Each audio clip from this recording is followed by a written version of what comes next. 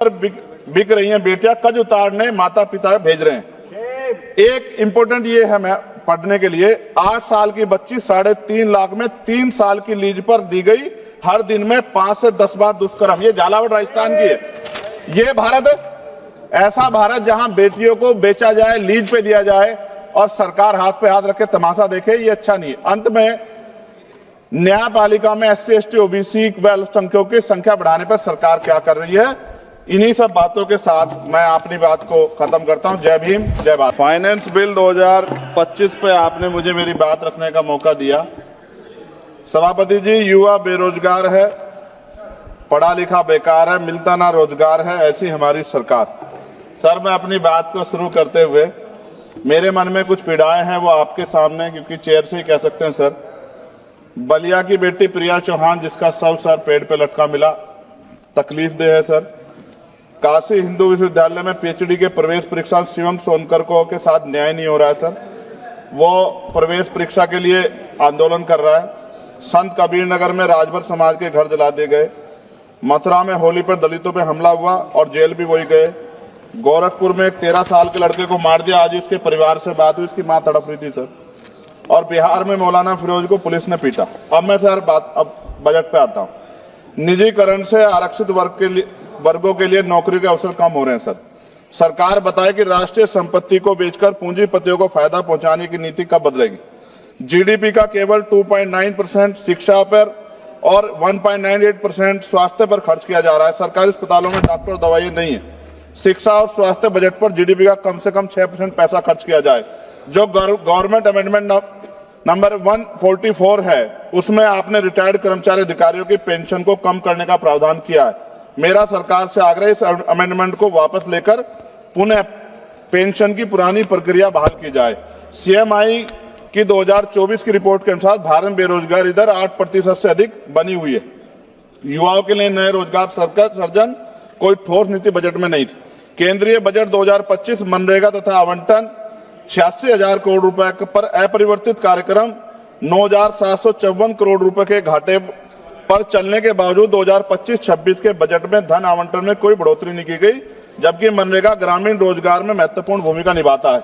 लगातार रुपए कीमत गिर रही, जो चिंता का विषय, ये हम प्रधानमंत्री जी के मुंह सुनते थे जब वो मुख्यमंत्री हुआ करते थे। प्राय देखने में आता है किसान अपने ऋण के कारण आत्महत्या कर रहे हैं और सरकार उनके ऋण माफ नहीं कर रही, जबकि दूसरे बड़े उद्योगपति और कंपनियों का ऋण माफ किया जा रहा है।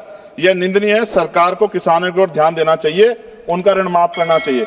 कृषि उपकरणों पर 100% GST की छूट दी जानी चाहिए। भारतीय शेयर बाजार पिछले कुछ समय से लगातार घाटे में जा रहा है। भारतीय निवेशकों का पैसा डूब चुका है, जबकि विदेशी निवेश लगातार भारतीय शेयर बाजार से पैसे निकाल रहे हैं।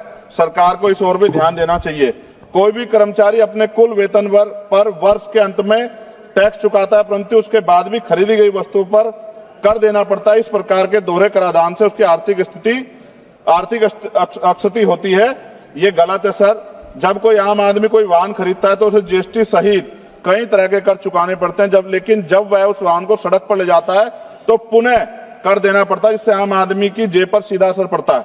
सरकारी स्कूलों में शिक्षा की स्थिति अत्यंत दयनीय है, जबकि दूसरी ओर निजी स्कूलों में शिक्षा इतनी महंगी हो गई है कि गरीब बच्चों को महंगी फीस, किताबें, बैग और ड्रेस के कारण शिक्षा से वंचित होना पड़ रहा है।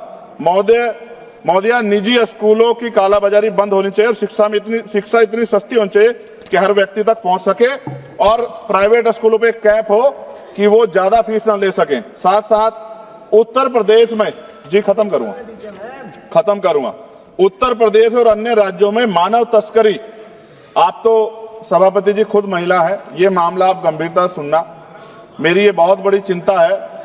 उत्तर प्रदेश और अन्य राज्यों में मानव तस्करी के संगठित गिरोह सक्रिय हैं। जैसे उत्तर प्रदेश के सोनभद्र से अन्य राज्यों में लड़कियों को बेचा जा रहा है। राजस्थान में लीज पर बेटियों को बेचा जा रहा है। बेटियों के खरीद फरोख्त के मामले सामने आए, लेकिन सरकार कोई ठोस कदम नहीं उठा रही।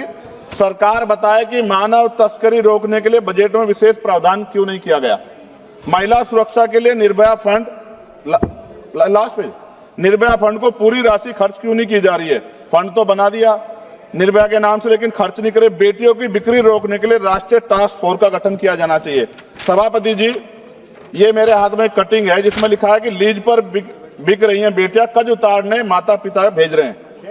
एक इंपॉर्टेंट ये है मैं पढ़ने के लिए, 8 साल की बच्ची 3.5 लाख में 3 साल की लीज पर दी गई, हर दिन में 5 से 10 बार दुष्कर्म। ये झालावाड़ राजस्थान की है। ये भारत है, ऐसा भारत जहां बेटियों को बेचा जाए, लीज पे दिया जाए और सरकार हाथ पे हाथ रखे तमाशा देखे, ये अच्छा नहीं है। अंत में न्यायपालिका में SC ST OBC अल्पसंख्यकों की संख्या बढ़ाने पर सरकार क्या कर रही है, इन्हीं सब बातों के साथ मैं अपनी बात को खत्म करता हूं। जय भीम, जय भारत। आपका बहुत बहुत धन्यवाद।